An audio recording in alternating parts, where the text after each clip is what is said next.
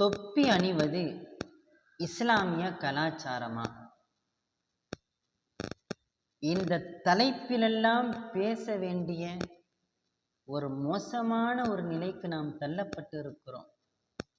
மெய்யாலுமே இந்த நிலையை உருவாக்கி தந்தவர்கள் வெட்கி தலைகுனிய வேண்டும்.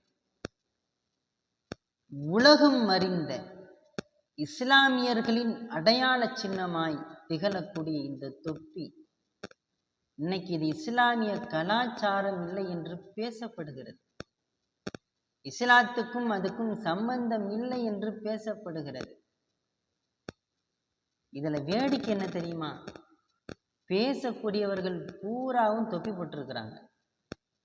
நம்ம தொப்பியை போட்டுக்கிட்டு தொப்பியை போடுங்கன்னு சொன்னா அது சம்பந்தப்பட்ட ஹதீஸ்னா லைஃப், அதை தூக்கி போடுங்கிறாங்க. ஆனால் தொப்பி போடாதேன்னு சொல்றவங்க தொப்பியை போட்டுக்கிட்டு உபதேசம் செய்யறாங்க. அவங்கள பார்த்து லிம தகூலுன மாலா தஃபாலும், நீங்க செய்யாததை ஏன் சொல்றீங்க என்ற குர்ஆனுடைய வசனத்தை நினைவு கூர்ந்து ஏன் உங்களுக்கு கேட்க மாட்டேங்கிறீங்க? சரி, தொப்பி அணிவது இஸ்லாமிய கலாச்சாரம் இல்லை, இஸ்லாம் காட்டி தந்த அழகிய வழிமுறை இல்லை, குர்ஆனிலும் ஹதீஸிலும் அது கூறப்படவில்லை. அப்படியாயின் அது பிதஅத்து தானே? குல்லு பிதஅத்தின் தலாலா, ஒவ்வொரு வழிகேடும் ஒவ்வொரு புதுமையும் வழிகேடா இல்லையா? ஒக்குல்லு தலாலத்தின் பின்னார், ஒவ்வொரு வழிகேடும் நரகத்தில் கொண்டு போய் சேர்க்குமா இல்லையா? இந்த வழிகேட்ட பிதஅத்தை ஏன் செய்ய வேண்டும்? ஏன் அதை கேட்க மாட்டேங்கிறீங்க? யாரெல்லாம் தொப்பி போடக்கூடாது என்கிற மனோநிலையில் இருக்கிறாங்களோ, இன்னைக்கு அத்துணை நபர்களுடைய தலையிலிருந்து தொப்பியை தூக்கி போட்டாங்களோ, அவங்கள்ட்ட ஏன் கேட்க மாட்டேங்கிறீங்க? இஸ்லாமிய கலாச்சாரம் இல்லை எனில் இது பிதஅத், இது வழிகட்ட பிதஅத், இதை ஏன் செய்றீங்க? சகோதரர்களே, உலகம் அறிந்து கொண்ட விஷயம், இஸ்லாத்தின் அடையாளமாய் இன்று வரை திகழக்கூடியது இந்த தொப்பி மாத்திரம்தான். ஒரு காலத்துல தொப்பியும் தாடியும் என்று சொன்னோம். தாடி இன்னைக்கு எல்லாருமே வைக்க ஆரம்பிச்சிட்டாங்க, ஃபேஷன் அப்படின்னு சொல்லிட்டு. ஒரு நடிகர் வச்சாருன்னா அதை பார்த்து எல்லாருமே வைக்கிறாங்க. ஆனால் இந்த தொப்பி என்பது நமக்கானது, நம்முடைய அடையாளம். இது இந்த அடையாளத்தை தூக்கி போட சொல்றாங்கன்னு சொன்னா நம்முடைய உரிமையை நம்ம ஏங்க எடுத்து கொடுக்கணும், விட்டு கொடுக்கணும்? ஒவ்வொரு அடையாள சின்னமாய் தூய மார்க்கம், தூய வழியை பேசுகிறோம் என்று சொல்லி சொல்லி இஸ்லாத்தின் அத்துணை அடையாளங்களும் தகர்த்தெறியப்பட்டது, அத்துணை அடையாளங்களும் சிதைக்கப்பட்டு விட்டது. ஏராளமான ஆதாரங்கள் தொப்பி அணிவதற்கு குர்ஆனிலும் ஹதீஸிலும் நிரம்ப இருக்கிறது. சையதுனா இப்னு உமர் ரலியல்லாஹு அன்ஹு அவர்கள் அறிவிக்கக்கூடிய ஒரு ஹதீஸ். அவங்க சொல்றாங்க, நபிகள் நாயகம் முஹம்மது ரசூலுல்லாஹ் ஸல்லல்லாஹு அலைஹி வஸல்லம் அவர்கள் வெள்ளை நிற தொப்பி அணிந்து நான் கண்டேன். கான ரசூலுல்லாஹி ஸல்லல்லாஹு அலைஹி வஸல்லம், ரசூலுல்லாஹ் வெள்ளை நிற தொப்பி அணியக்கூடியவர்களாக இருந்தார்கள். இந்த ஹதீஸ் தபரானியிலே பதிவு செய்யப்பட்டு இருக்கிறது. இன்னும் இது போன்ற நிறைய ஹதீஸ்கள், இப்னு அப்பாஸ் ரலியல்லாஹு அன்ஹு அவர்கள் அறிவிக்கக்கூடிய ஒரு ஹதீஸ் இப்னு அசாக்கிரிலே பதிவு செய்யப்பட்டிருக்கிறது. நபிகள் நாயகம் முஹம்மது ரசூலுல்லாஹ் ஸல்லல்லாஹு அலைஹி வஸல்லம் அவர்கள் தலைப்பாகையுடனும் தலைப்பாகை இல்லாமலும் தொப்பி அணிந்திருக்கிறார்கள். தலைப்பாகைக்கு கீழையும் தொப்பி அணிந்திருக்கிறார்கள். சில பொழுதுகளில் தலைப்பாகை இல்லாமலும் தொப்பி அணிந்திருக்கிறார்கள். இப்னு அசாக்கிரிலே இந்த ஹதீஸ் பதிவு செய்யப்பட்டிருக்கிறது. இன்னும் நபிகள் நாயகம் முஹம்மது ரசூலுல்லாஹி ஸல்லல்லாஹு அலைஹி வஸல்லம் அவர்கள் கூறினார்கள், நமக்கும் முஷ்ரிக்குகளுக்கும் மத்தியில் உள்ள வேறுபாடு அல் அமாயிமு அலல் கலானிசி, தொப்பிக்கு மேல தலைப்பாகை கட்டுவதற்கு இது இல்லையா, இதுதான் நமக்கும் மாற்றார்களுக்கும் மத்தியில் உண்டான வேறுபாடு என்றார்கள். நீங்கள் யூத நசராக்களுக்கு மாறு செய்யுங்கள் என்றார்கள். அந்த காலத்துல அரபு நாட்டினுடைய தட்பவெப்பநிலை கடுமையான உஷ்ணத்தின் காரணமாக எல்லோருமே தலைப்பாகை அணிஞ்சிருந்தாங்க. அதனுடைய ஆதத் அந்த காலத்தினுடைய ஒரு வளமையாகவே அது இருந்துச்சு. அதனால்தான் முஹம்மது ரசூலுல்லாஹ் ஸல்லல்லாஹு அலைஹி வஸல்லம் அவர்கள் வெறுமன தலைப்பாக மட்டும் கட்டாதீங்க, அவர்களுக்கு மாறு செய்யுங்க, தொப்பியை அணிஞ்சு அதற்கு மேல் தலைப்பாகை கட்டுங்கள் என்றார்கள். இந்த ஹதீஸ் பஸாரிலே, அபுதாவுதிலே, திருமதியிலே பதிவு செய்யப்பட்டிருக்கிறது. இப்படி நிறைய ஹதீஸுகள். நீங்கள் தலைப்பாகை கட்டிக்கொள்ளுங்கள், அது உங்களுக்கு பெருந்தன்மையை அதிகப்படுத்தும். நீங்கள் தலைப்பாகை அணிந்து கொள்ளுங்கள், அது மலக்குமார்களுடைய அடையாள சின்னம் என்றார்கள். இப்படி தொப்பி அணிவதற்கும் தலைப்பாகை அணிவதற்கும் நிறைய ஹதீஸுகள் இருக்கின்றன. இந்த ஹதீஸெல்லாம் நம்ம சொன்னோன்னு சொன்னா என்னம்மா சொல்லுவாங்க? ஒரே வார்த்தையில, இதுவெல்லாம் லஈஃப், பலகீனமான ஹதீஸ். காரணம், அதனுடைய உண்மைத்தன்மையை நம்ம விளங்கணுமா இல்லையா? அதனால் நான் தெளிவாக சொல்லிவிடுகிறேன். இப்ப நான் இது வரைக்கும் சொன்ன எல்லா ஹதீஸுமே லஈஃபான பலகீனமான ஹதீஸ் தான். இந்த பலகீனமான ஹதீஸ் என்பதனாலேயே தான் இன்னைக்கு உள்ளவங்க பூராவும் அது லைஃபான ஹதீஸுங்க, அதை அமல் செய்யக்கூடாது, லைஃபான ஹதீஸா தூக்கி போடுங்க என்று சொல்லக்கூடிய ஒரு நிலை. முதல்ல லைஃப் பலகீனம்னா என்னென்று விளங்கணும். இந்த ஹதீஸுகள் அத்தனையும் பலகீனம் என்றாலும் கடுமையான பலகீனம் தரக்கூடிய ஹதீஸுகள் அல்ல. உதாரணத்துக்கு இப்னு உமர் ரலியல்லாஹு அன்ஹு அவர்கள் அறிவித்த ஹதீஸ் தப்ரானியில் பதிவு செய்யப்பட்டு இருக்கிறது. நபி அவர்கள் வெண்ணிற தொப்பி அணிந்திருந்தார்கள். இந்த ஹதீஸ் லைஃப் என்று சொல்றாங்க. லைஃப் பலகீனம்டா எப்படி தெரியுமா? இது முழுக்க முழுக்க தூக்கி எறியக்கூடிய அளவிற்கு உள்ள ஹதீஸா? இப்படிதான் தொப்பி சம்பந்தப்பட்ட எல்லா ஹதீஸுகளுமே. உதாரணத்துக்கு நான் இந்த ஹதீஸை மட்டும் உங்களுக்கு நான் விளக்கி சொல்றேன், நேரம் போதாது. இந்த ஹதீஸ் எடுத்துக்கொண்டோமேனால் இதில் அப்துல்லா இப்னு ஹுராஸ் என்பவர் இடம்பெறுகிறார். இந்த ஹதீஸை அறிவிக்கக்கூடிய அறிவிப்பாளர்களில் அப்துல்லா இப்னு ஹுராஸ் என்பவர் இடம்பெறுகிறார். இவரை பற்றி இப்னு ஹிப்பான் என்கிற ஹதீஸ் கலை வல்லுநர் சொல்லுகிற பொழுது அவர் உறுதியானவர் தான். எப்பொழுதாவது அவர் பிழை செய்யக்கூடும், அவர் தவறு செய்பவர் என்று சொல்லவில்லை, அவர் பிழை செய்திருக்கக்கூடும் என்று கூறுகிறார். மற்ற சில இமாம்கள் எல்லாம் இல்லை, இவர் பிழையாகத்தான் சொல்வார் என்று இந்த ஹதீஸை பலவீனம் என்று குறிப்பிடுகிறார்கள். ஆனால் இந்த அறிவிப்பாளர் தொடரில் வரக்கூடிய மற்ற எல்லோருமே, இந்த ஹதீஸை அறிவிக்கக்கூடிய அறிவிப்பாளர் தொடரில் சுமார் ஒரு 10 பேர் வர்றாங்கண்டா அதில் 9 பேரும் இந்த ஹதீஸில் இடம்பெறுகிறார்கள் என்றால் மற்ற அனைவர்களும் ரொம்ப ஸ்ட்ராங்கானவங்க, உறுதியானவர்கள். அந்த அறிவிப்பாளர் தொடரில் வரக்கூடிய ஒரே ஒரு நபர் மாத்திரம், இந்த அப்துல்லா இப்னு ஹுராஸ் என்பவர் மாத்திரம், அவர் எப்பொழுதாவது பிழை செய்யக்கூடும் என்று சிலர்கள் கூறுகிறார்கள், சிலர்கள் இல்லை அவர் பிழை செய்யதான் கூடும் என்று குறிப்பிடுகிறார்கள். எனவேதான் இந்த ஹதீஸ் பலகீனம் என்கிற தரத்திற்கு சென்று விடுகிறது. ஒரு இடரு கூட ஏற்படக்கூடாது சஹீஹ் என்றால். புகாரியில் பதிவு செய்யப்பட்ட ஹதீஸுகளை போல இந்த ஹதீஸில் ஒரு அறிவிப்பாளர் மீது ஒரு குற்றச்சாட்டு இருப்பதனாலே இது பலகீனமாக கருதப்படுகிறது. தவிர மற்ற எல்லோருமே உறுதியானவர்கள் தான் இந்த ஹதீஸ் அறிவிக்கக்கூடியவர்கள். இதுபோன்றுதான் தொப்பி சம்பந்தப்பட்ட எல்லா ஹதீஸுகளும் பலகீனம் என்று சொன்னால் முழுக்க முழுக்க பலகீனம், கடுமையான பலகீனம் கொண்டது, அது நபியவர்கள் மீது இட்டு கட்டுவது போன்று அமைந்துவிடும் என்பதை உணர்த்தக்கூடிய வகையில் இந்த தொப்பி சம்பந்தப்பட்ட எந்த ஹதீஸுகளும் இல்லை. பலகீனம் காணப்படுகிறது, மேலோட்டமான பலகீனம். மற்ற அனைவர்களும் தொடர்பாளர்கள், இந்த ஹதீஸை அறிவிக்கக்கூடிய அறிவிப்பாளர்கள் எல்லோரும் சரியாக இருந்தாலும் ஏதோ ஒரு இடத்தில் குறை ஏற்பட்டிருக்கும். எனவே இது பலகீனம். எனவேதான் ஹதீஸ்களை வல்லுநர்கள் சொல்லுகிற பொழுது யஜூசுல் அமலு பி ஹதீஸில் லஈஃபி, பலகீனமான ஹதீஸை கொண்டு அமல் செய்வது கூடும். காரணம், அஹ்லு சுன்னத் வல் ஜமாத்தினுடைய அகீதாவே கொள்கை என்னவென்றால், ஒரு ஹதீஸ் பலகீனமா இருக்குது, அதற்கு ஆப்போசிட்ல பலமான ஒரு ஹதீஸ் இருக்குன்னா பலமான ஹதீஸ் எடுத்துக்கிறணும், பலகீனமான ஹதீஸை விட்டுறணும்.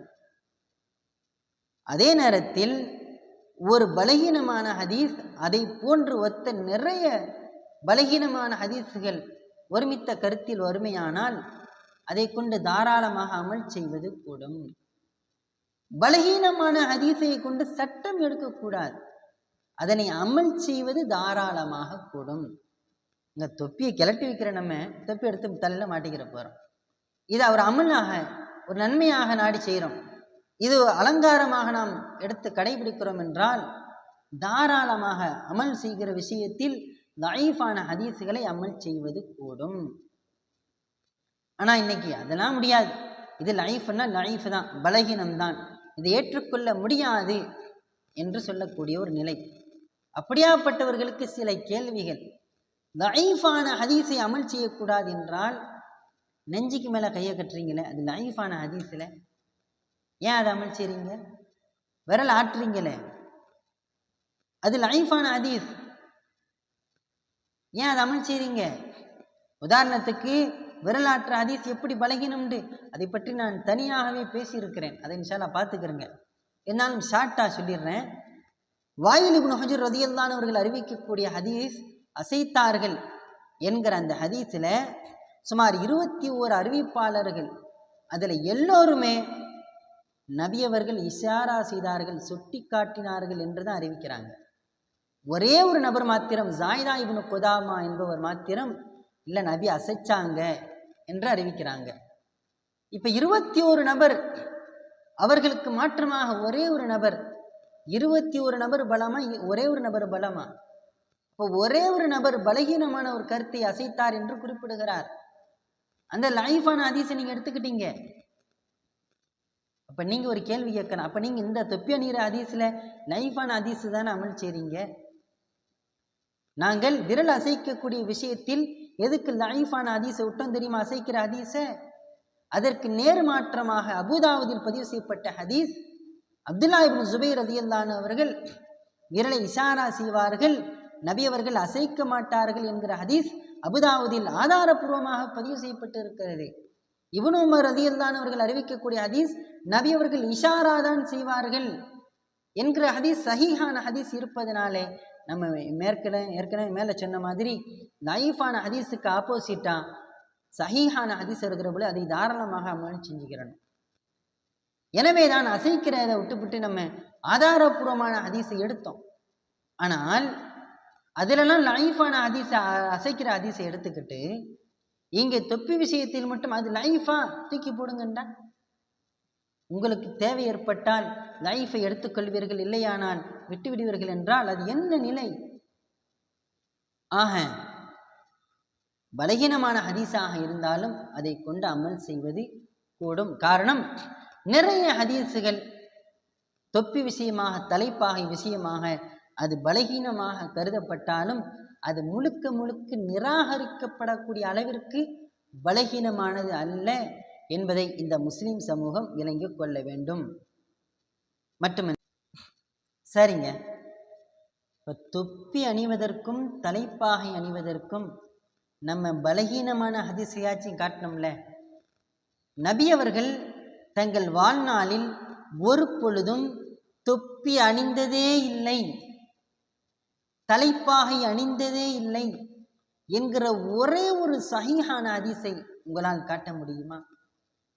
அல்லது நபி அவர்கள் தொப்பி அணிவதை தடை செய்தார்கள், தொப்பி அணிவது இஸ்லாமிய கலாச்சாரம் இல்லை என்று பேசுகிறீர்களே, தலைப்பாகை அணியவில்லை என்கிற ஒரு லைஃபான பலகீனமான ஹதீஸையாவது காட்ட முடியுமா?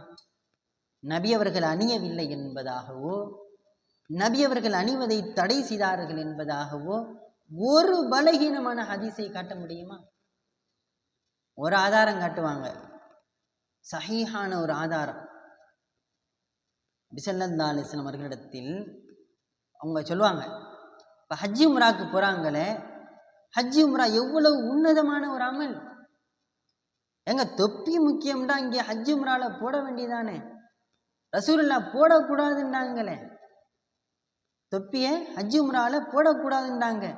முக்கியத்துவம் தொப்பிக்கு வழங்கப்பட்டிருந்தால் ஹஜ்ஜி உம்ராவில் போட நபி அவர்கள் அனுமதித்திருக்க வேண்டுமே. எனவே தொப்பி அணிவது கூடாது, அது இஸ்லாமிய கல்ச்சர், கலாச்சாரம் கிடையாது என்று சொல்லுவாங்க. பார்க்கறதுக்கு நல்லாவே இருக்கும். ஆமாம்ல, ஹஜ்ஜி செய்கிறது, உம்ரா செய்கிறது எவ்வளோ உன்னதமான ஒரு அமல். அதில் கூட இந்த தொப்பிக்கு இடம் இல்லை என்றால் வேற எதுக்கு நம்ம தொப்பியை போடணும்? ஏன் தொப்பியை பற்றி இவ்வளோ பேசணும்? விட்டுட்டு போயிட வேண்டியதானாங்க என்று சாமானியர்கள் இதில் ஏமாந்து போவார்கள். அதைத்தான் நம்ம சொல்ல வர்றோம். ஒவ்வொரு ஹதீஸும் பேசப்படுகிற பொழுது அதனுடைய முழு ஹதீஸையும் முழு உண்மைத்தன்மையையும் தெளிவுபடுத்தணும் இல்லையா? நபி அவர்கள் ஹஜ் உம்ராவில் தொப்பி அணியக்கூடாதுன்னு மட்டுமா சொன்னாங்க? ஸல்லல்லாஹு அலைஹி வஸல்லம் அவர்கள், அந்த ஹதீஸை நான் முழுமையாக சொல்லுகிறேன், விளங்கிக் கொள்ளுங்கள். நபிகள் நாயகம் ஸல்லல்லாஹு அலைஹி வஸல்லம் அவர்களிடத்தில் கேட்கப்படுகிறது, ஒருவர் இஹ்ராம் கட்டிய நிலையில் எதை அணியக்கூடாது என்று கேட்கிற பொழுது நபி அவர்கள் சொன்னாங்க, சட்டை அணியக்கூடாது, தலைப்பாகை அணியக்கூடாது, பைஜாமா இந்த ஃபேண்ட் இருக்கா இல்லையா அது அணியக்கூடாது, தொப்பி அணியக்கூடாது. நபிகள் நாயகம் ஸல்லல்லாஹு அலைஹி வஸல்லம் அவர்கள் குறிப்பிட்டார்கள். அப்போ வெறுமனே தொப்பி தலைப்பாகை என்று மட்டும் சொல்லல ரசூலுல்லாஹ். சொல்லியிருந்தா கூட ஏற்றுக்கொள்ளலாம். நபி அவர்கள் சட்டை அணியக்கூடாதுன்றாங்க. சட்டை எப்பொழுதும் சாதாரணமாக அணியக்கூடிய ஒரு பழக்கம் நமக்கு இருக்கா இல்லையா? பேண்ட் அணிகிற பழக்கம் இருக்கா இல்லையா? அதே போன்றுதான் அந்த காலத்தில் தொப்பி அணிகிற, தலைப்பாகை அணிகிற பழக்கம் இருந்து வந்திருக்கிறது. எனவேதான் நபி அவர்கள் ஹஜ்ஜி உம்ராவிலே ஹஜ்ஜி உம்ராவின் தனித்து காட்டுகிற விஷயத்தில் அது ஏன் அணியக்கூடாதுங்கிறதுக்கு நிறைய காரணங்கள் இருக்கிறது. அதை நம்ம இங்கே விளக்க வரல. இந்த ஹதீஸ் தொப்பி அணிவதை தடை செய்கிறதா என்று கேட்டால் நிச்சயமாக கிடையாது. அங்கே இஹ்ராம் கட்டிய நிலையில் இன்னதை அணியக்கூடாது என்று சட்டையை வரையறுக்கிறார்கள், பேண்டை வரையறுக்கிறார்கள், தொப்பியையும் தலைப்பாகையும் வரையறுக்கிறார்கள் என்றால் அது நார்மலாகவே அவர்களுடைய வழக்கமாக உபயோகிக்கக்கூடிய ஒன்றாகத்தான் இருந்திருக்கும் என்பதை இந்த ஹதீஸ் உணர்த்துகிறதா இல்லையா? எப்பொழுதும் அணியக்கூடியதுதான் ஹஜ் உம்ராவில் அணியாதீங்க என்று விளங்க வேண்டுமே தவிர, இல்லை தொப்பி அணியக்கூடாது, தலைப்பாகை அணியக்கூடாது என்று இருக்கிறது பார்த்தீர்களா என்று சொன்னால் சட்டை அணியக்கூடாது என்று சொல்லிவிடுவீர்களா? அப்படியானால் யாரும் ஃபேண்ட் போடக்கூடாதா? இந்த ஹதீஸினுடைய பிரகாரம் பார்த்தால் அது இஸ்லாமிய கலாச்சாரம் இல்லையா? முழுமையான ஹதீஸை விளக்கும் தாருங்கள். இதனுடைய உண்மை தன்மை ஹஜ் உம்ராவிற்கு சிறப்பு அந்தஸ்து வழங்குவதற்காகத்தானே தவிர மற்றபடி தொப்பியையும் தலைப்பாகையும் இந்த ஹதீஸ் தடை செய்யவில்லை. தொப்பியும் தலைப்பாகையும் அணிவதைத்தான் இந்த ஹதீஸ் வழக்கமாக இருந்திருக்கிறது என்பதை உணர்த்தி தருகிறது என்பதை முஸ்லிம் சமூக மக்கள் விளங்கிக் கொள்ள வேண்டும். இன்னொரு ஹதீஸ் இதே போன்ற முஸ்லிம் ஷரீஃபில் பதிவு செய்யப்பட்டிருக்கிறது. நபிகள் நாயகம் முஹம்மது ரசூலுல்லாஹ் ஸல்லல்லாஹு அலைஹி வஸல்லம் அவர்கள் ஒரு அன்சாரி சஹாபியை பார்க்குறாங்க. அந்த அன்சாரி சஹாபி சொல்லிட்டு வர்றாங்க. ரசூலுல்லாஹி ஸல்லல்லாஹு அலைஹி வஸல்லம் அவங்கள்ட்ட கேட்குறாங்க, சாத் இப்னு உபாதா அவர்களுடைய நிலை எப்படி இருக்கிறது என்று விசாரிச்சுட்டு, சஹாபாக்கள்கிட்ட நம்ம போய் அவங்கள சந்திச்சுட்டு வந்துடுவோமா என்று கேட்கிற பொழுது எல்லா சஹாபாக்களும் வாங்க போயிட்டு வருவோம் அப்படின்ட்டு ஒரு 10 பேர் கொண்ட ஒரு குழு சாத் இப்னு உபாதா ரலியல்லாஹு அன்ஹு அவர்களை சந்திக்க போகிறாங்க. அப்பொழுது இந்த சஹாபிகள் இந்த ஹதீஸை அறிவிக்கிற பொழுது சொல்கிறாங்க, நாங்கள் 10 பேர் சொச்சம் கொண்ட ஒரு குழு போனோம். அப்பொழுது மா அலைனா நிஆலுன் வலா ஹிஃபாஃபுன் வலா கலானிசு வலா குமுசுன். நாங்கள் சாத் இப்னு உபாதா ரலியல்லாஹு அன்ஹு அவர்களை நலம் விசாரிக்க 10 பேர் கொண்ட ஒரு குழு நபி அவர்களுடன் சென்றோம். போகிற பொழுது எங்களிடத்தில் செருப்பு இல்லை, எங்களிடத்தில் காலுறை இல்லை, எங்களிடத்தில் தொப்பி இல்லை, எங்களிடத்தில் சட்டை இல்லை. இது முஸ்லிம் ஷரீஃபில் பதிவு செய்யப்பட்டு இருக்கிறது. எனவே இந்த ஹதீஸை எடுத்துக்கொண்டே பார்த்தீர்களா, சஹாபாக்கள் தொப்பி இல்லை என்று பதிவு செய்திருக்கிறார்கள். அப்படியானால் தொப்பி எப்படி இஸ்லாமிய கலாச்சாரமாகும் என்று கேட்பது அறிவாளித்தனமா? இந்த ஹதீஸ் அதையா உணர்த்துகிறது? இந்த ஹதீஸினுடைய உண்மைத்தன்மை என்ன? சாதாரண ஆட்களை விளங்கிக்கிறலாமுங்க. அவங்க போடுறதுக்கு செருப்பு இல்லை, காலுறை இல்லை, சட்டை இல்லை, தொப்பி இல்லை என்றால் அவர்கள் ஏழ்மையின் உச்சத்தில் இருந்திருக்கிறார்கள். ஏழ்மையினால போடாம இருந்திருக்கிறாங்க. இத்தனைக்கும் அத்தியாவசிய ஆடை செருப்பையும் சட்டையையும் கூறுகிற பொழுது தொப்பியை பதிவு செய்கிறார்கள் என்றால் சஹாபாக்களிடத்தில் தொப்பி அணிவது எந்த அளவிற்கு உகந்ததாக இருந்திருக்கிறது, அத்தியாவசியமானதாக இருந்திருக்கிறது. காரணம், சட்டையும் செருப்பும் அத்தியாவசியம்.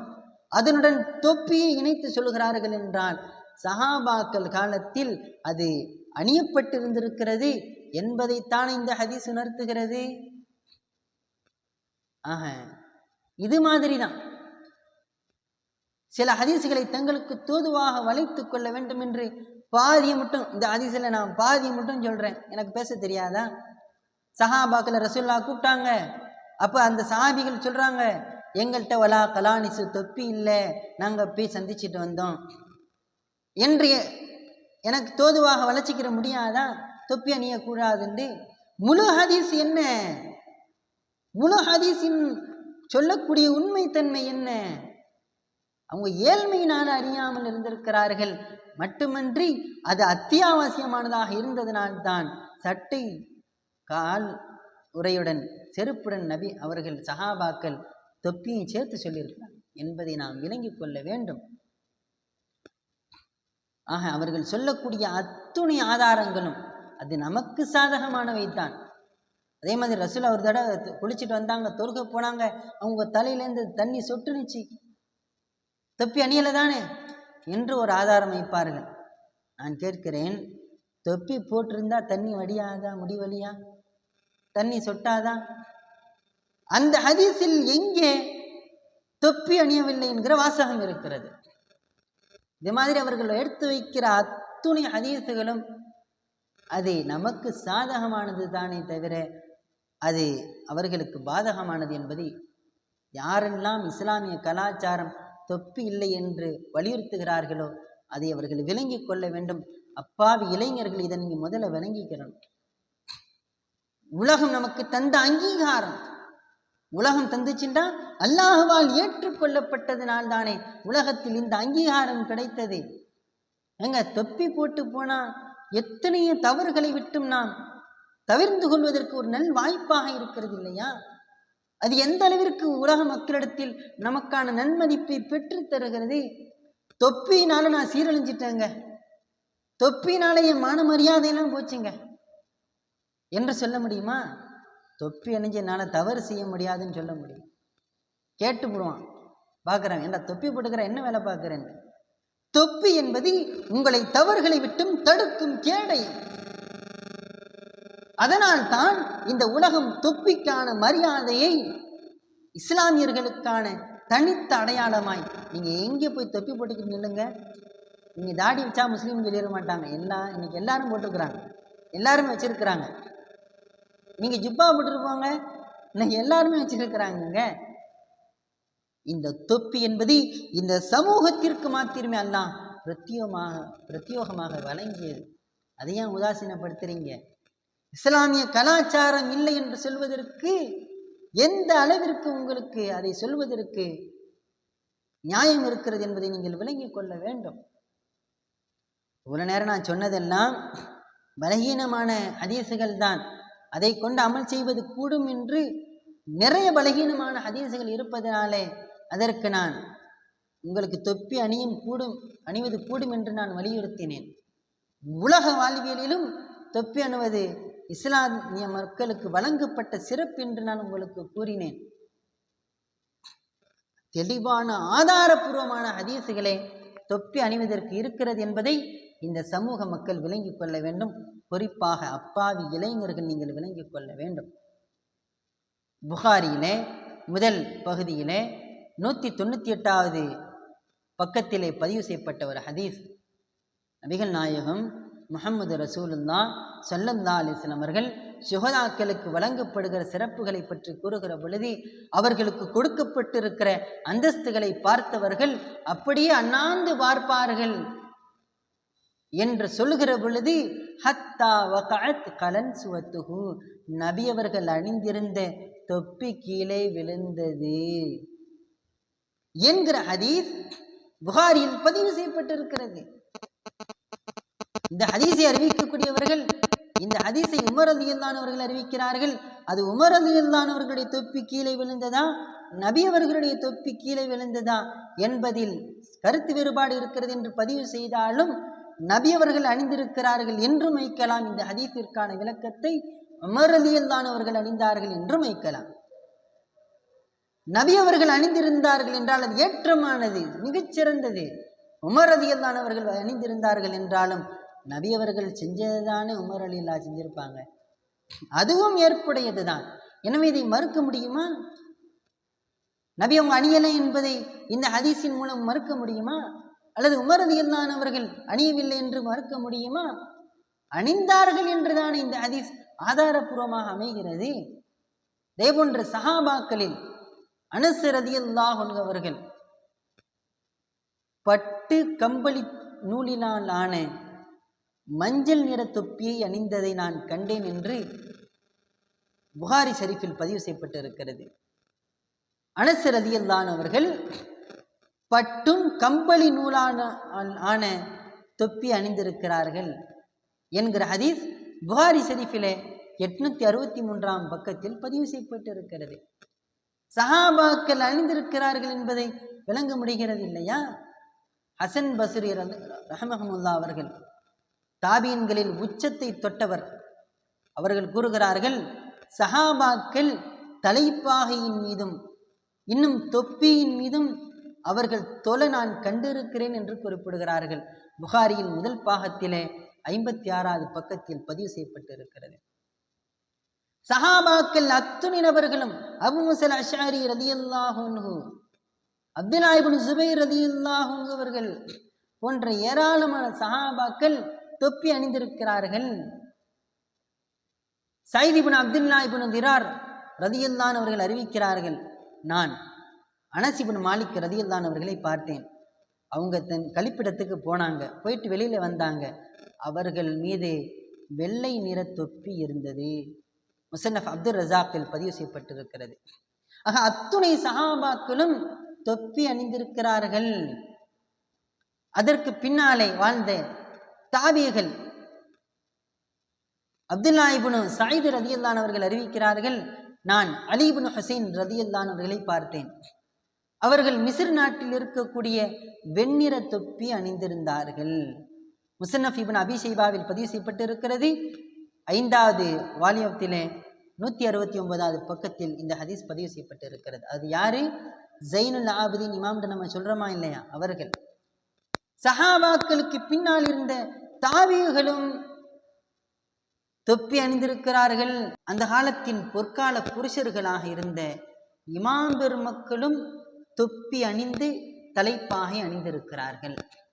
அபு ஹனீஃபா இமாம் அவர்களுடைய பாட வகுப்பில் அமருகிற தாவூது தாய் அவர்கள் குறிப்பிடுகிறார்கள், நான் அபு ஹனீஃபா இமாமை அவர்கள் தலையை திறந்த நிலையில் நான் கண்டதில்லை என்று குறிப்பிடுகிறார்கள். இப்படித்தான் மாலிக் இமாமும் ஷாஃபி இமாம் அவர்களும் ஹம்பலி இமாம் இவர்களும் இந்த 4 மதுஹபுகளுடைய ஃபவுண்டர்களுமே தொப்பி அணிந்திருக்கிறார்கள். அவர்கள் இந்த இஸ்லாத்தினுடைய கலாச்சாரத்தை பின்பற்றி இருக்கிறார்கள். அல்லாஹ்வின் தூதர், சஹாபாக்கள், தாபியின்கள், அந்த காலத்தில் வாழ்ந்த நாயகர்கள், 4 இமாம்கள், அத்துணை நபர்களுமே தொப்பி அணிந்திருக்கிறார்கள் என்பதுதான் ஹதீஸ்களின் மூலமாக நமக்கு கிடைக்கப் பெறுகிறது. இன்னும் தெளிவாக சொல்ல வேண்டுமானால், ஃபத்ஹ மக்கா, மக்காவினுடைய வெற்றியின் பொழுது அல்லாஹ்வின் தூதர் முஹம்மது ரசூலுல்லாஹ் ஸல்லல்லாஹு அலைஹி வஸல்லம் அவர்கள் கருப்பு நிற தலைப்பாகை அணிந்து மக்காவிற்குள் நுழைந்தார்கள் என்கிற ஹதீஸ் முஸ்லிம் ஷரீஃபில் பதிவு செய்யப்பட்டு இருக்கிறது. அல்லாஹ்வின் தூதர் தான் குறிப்பிட்டார்கள், முஷ்ரிக்குகளுக்கு நீங்கள் மாற்றமாக நடந்து கொள்ளுங்கள். முஷ்ரிக்குகள் வெறுமன தலைப்பாகை மாத்திரம் அணிகிறார்கள், நீங்கள் தொப்பி அணிந்து தலைப்பாகை அணியுங்கள், அதுதான் உங்களுக்கும் அவர்களுக்குமான வேறுபாடு என்றார்கள். யூத நசராக்களை பின்பற்றாதீர்கள் என்றார்கள், அவர்களுக்கு மாறுபாடு செய்யுங்கள் என்றார்கள். முஹம்மது ரசூலுல்லாஹ் ஸல்லல்லாஹு அலைஹி வஸல்லம் அவர்கள் கருப்பு நிற தலைப்பாகை அணிந்து மக்காவிற்கு நுழைந்தார்கள் என்கிற ஹதீஸ் முஸ்லிம் ஷரீஃபில் பதிவு செய்யப்பட்டிருக்கிறது என்றால் நபி அவர்கள் தொப்பி அணிந்துதான் தலைப்பாகை அணிந்திருப்பார்கள் என்பதையும் இங்கே நம்மால் விளங்கிக் கொள்ள முடிகிறது. அல்லாஹ் தாலா தன்னுடைய அருள்மறையாம் திருமறையில் குறிப்பிடுகின்றான், ஓ ஈமான் கொண்ட விசுவாசிகளே, ஹுது ஜீனத்தகும், நீங்கள் பள்ளியில் அலங்காரத்தை எடுத்துக்கொள்ளுங்கள். யாபனி ஆதம ஹுது ஜீனத்தக்கும் இந்த குல்லி மஸ்ஜிதின், நீங்கள் பள்ளிவாசலில் அலங்காரத்தை எடுத்துக்கொள்ளுங்கள் என்று குறிப்பிடுகின்றான். அலங்காரம் என்றால் என்ன? அல்லாஹ் இன்னொரு வசனத்தில் சொல்லுகிற பொழுது, கத் அன்ஸல்னா அலைக்கும் லிபாஸை யுவாரி சவ்ஆத்திக்கும் வரீஷா, உங்கள் மறைவிடத்தை மறைக்கக்கூடிய ஆடையையும் உங்களுக்கு அலங்கார ஆடையையும் நாம் இறக்கி வைத்திருக்கிறோம். அலங்கார ஆடை எது?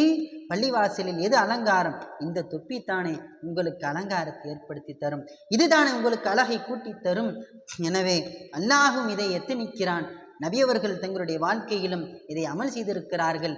எனவே தொப்பி என்பது இஸ்லாத்தின் கலாச்சாரம் தானே தவிர இஸ்லாத்தில் ஏற்பட்ட அனாச்சாரம் இல்லை என்பதை நாம் விளங்கி கொள்ள வேண்டும். இன்னைக்கும் எத்தனையோ நபர்கள் இதற்கு எதிரான கருத்துடையவர்கள் கூட தொப்பி அணியலாம் தான் அணிஞ்சிக்கிறலாம் என்றுதான் கருத்து சொல்லுகிறார்கள். ஏன் அவர்களே கூட தொப்பியை அணிந்து கொள்ளுகிறார்கள். ஆனால் அவர்களுக்கு கீழே இருக்கக்கூடிய தொண்டர்கள் என்பவர்கள் இதில் உக்கிரமாகவே செயல்படுகிறார்கள். வேதனைக்குரிய விஷயம். மேலிடத்தில் இருக்கவர்கள் கூட தொப்பி அணிந்து கொண்டும் அதை அணிந்து கொள்ள விருப்பமுள்ளவர்கள் அணிந்து கொள்ளலாம் என்று சொல்ல, கீழ்நிலையில் இருக்கக்கூடிய அவர்களுக்கு கீழே இருக்கக்கூடிய சாதாரண நபர்கள் எல்லாம் தொப்பியை ஒரு விரோதமாகவே பார்க்கிறார்கள். அல்லாஹ் பாதுகாக்க வேண்டும். சிறு பிள்ளைகள் மதரசாக்களுக்கு தொப்பி அணிந்து சென்றால் அதை தடுக்கக்கூடியவர்கள் கூட இன்று உண்டு என்பதை நாம் கண்கூடாக பார்க்கிறோம். என்கிற பொழுது இஸ்லாத்தினுடைய கலாச்சாரம் சன்னம் ஜன்னமாக இஸ்லாமிய பெயர்தாங்கிகளால் பெயர்த்தெடுக்கப்படுகிறது என்றால், இஸ்லாம் சிதைக்கப்படுகிறது என்றால், அந்த ஆதங்கத்தில் தான் இது போன்ற தலைப்புகளை எல்லாம் எடுத்து பேச வேண்டிய ஒரு நிலை ஏற்பட்டிருக்கிறது. அல்லாஹ் பாதுகாக்க வேண்டும். தொப்பி என்பது நமக்கான அடையாளம். இன்னும் இதை எதிர்க்கக்கூடிய நபர்கள் எத்தனையோ உதவி செய்கிறார்கள். ஒரு மழை வெள்ளம் ஏற்பட்டு விட்டால் அங்கே குவிந்து நிற்கக்கூடியவர்கள் தொப்பியை எதிர்த்து நிற்கக்கூடியவர்கள் என்பதை நாம் பார்க்கிறோம். இன்னைக்கு யாரெல்லாம் தொப்பி வேணாங்கிறாங்களோ அந்த கொள்கைக்காரவர்கள் தான் முன்னாடி போய் நிற்கிறாங்க. எத்தனை உதவிகளை நீங்க செய்றீங்க, அல்ஹம்துலில்லாஹ், ரொம்ப சந்தோஷமாக இருக்கிறது. ஆனால் நீங்க தொப்பி போட்டுக்கிட்டு போய் நின்றா, காரணம் இன்றைய காலத்தில் நாம் வாழுகிற இந்தியாவில் இஸ்லாமியர்களுடைய நிலை எப்படி இருக்கிறது? இஸ்லாமியர்களை தீவிரவாதிகளாய் சுட்டி காட்டக்கூடிய இந்த நிகழ்காலத்தில் எத்தனையோ தொண்டு செய்யக்கூடிய நீங்கள் தொப்பி அணிஞ்சிக்கிட்டு உதவி செஞ்சா, ஒரு முஸ்லீம் வந்து செஞ்சாரு, அது நமக்கு பெருமை தேவையில்லை. இருந்தாலும் நம்மவர்களை இஸ்லாமியவர்களை தீவிரவாதிகளாய் சிலர் நினைக்கிறார்களா இல்லையா, சித்தரிக்கிறார்களா இல்லையா, அது அவர்களுக்கு பாடமாக அமையத்தானே செய்யும். நீங்க சாதாரணமா போய் செய்றீங்க, சாதாரணமா உங்களுடைய கொள்கையினுடைய பேரை டிஷர்ட்ல போட்டு நிற்கிறீங்க. மக்கள் ஏதோ ஒரு தொண்டு நிறுவனம் என்று நினைத்துக் கொள்ளுகிறார்கள். அதற்காகவாவது அந்த நேரத்திலாவது நீங்கள் தொப்பி அணிந்து கொள்ளுங்கள், தொப்பி அணிந்தே ஆக வேண்டும் என்று நாம் கட்டாயப்படுத்தவில்லை. அணிவது சாலச் சிறந்தது. தொப்பி அணிந்தால் நான் தவறு செய்வதற்கு நான் யோசிக்கிறேன், தொப்பி அணிந்தால் ஒரு பாவம் செய்வதற்கு நான் தயங்குகிறேன், தொப்பி என்னை பாவத்தை விட்டும் தடுக்கிறது, தொப்பி ஒரு விஷயத்தை செய்வதற்கு முன்னால் என்னை யோசிக்க வைக்கிறது. ஆக இந்த தொப்பி என்பது எனக்கான கேடயம், இது என் அடையாளம் என்பதை இஸ்லாமியர்களாக நாம் விளங்கிக் கொள்ள வேண்டும். அல்லாஹ் விளங்குவதற்கு தௌஃபீக் செய்வானாக. அஸ்ஸலாமு அலைக்கும் வரஹ்மத்துல்லாஹி.